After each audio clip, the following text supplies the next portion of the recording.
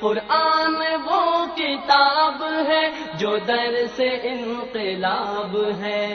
السلام علیکم ورحمۃ اللہ وبرکاتہ۔ الحمدللہ 5 سبق ہمارے پہلے اپلوڈ ہو چکے ہیں۔ آج ہم نے 6واں سبق پڑھنا ہے۔ 6 سبق میں ہم 4 حرف پڑھیں گے اور ان 4 حرف کا مخرج کیا ہے وہ بھی آپ کے سامنے شیئر کر رہا ہوں۔ سب سے پہلے ہے کاف۔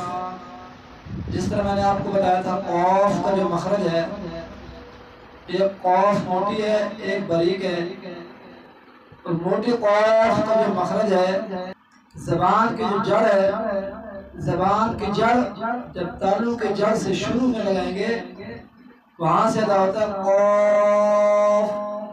اور اسی طرح جو کاف کا مخرج ہے، جس طرح قاف کا جو مخرج ہے اس سے تھوڑا سا ہٹ کر منہ کی طرف، یعنی وہیں سے تھوڑا سا ہم آگے سے آواز نکالیں گے کاف، وہاں سے ادا ہوگا کاف۔ اس کے بعد ہے لام۔ سامنے والے جو اوپر کے 8 دانت ہے، یہ جو زبان ہے، زبان کی جو گولائی ہے، کنارہ ہے، نوک ہے، اس کو ہم جب سامنے والے 8 دانتوں پر لگائیں گے مسوڑوں سے، 8 دانتوں کے مسوڑوں سے لگائیں گے، وہاں سے ادا ہوگا لام۔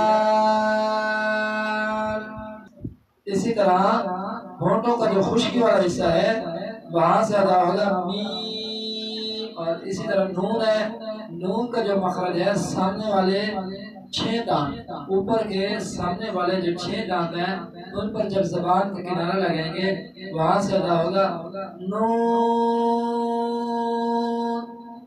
نون پر ہونٹ گول نہیں کرنے، نون نہیں کرنا، یہاں پہ ہونٹ گول نہیں کرنے، زبان کی جو نوک ہے اس کو گولائی کے اندر کر کے ہم جب اس کو سامنے والے اوپر کے 6 دانتوں پر لگائیں گے وہاں سے ادا ہوگا نون۔ صاحب توجہ سے پڑھ لیتے ہیں۔ اعوذ باللہ من الشیطان الرجیم، بسم اللہ الرحمن الرحیم۔ کاف لام میم نون۔ الحمدللہ یہ ہمارے 6 سبق مکمل ہو گئے۔ آپ سب حضرات نے توجہ سے، دھیان سے ان کو خود بھی سننا ہے، پڑھنا ہے، دوسروں تک بھی یہ ویڈیو شیئر کرنی ہے۔ اللہ تعالیٰ عمل کرنے کی توفیق نصیب فرمائے۔ جزاک اللہ۔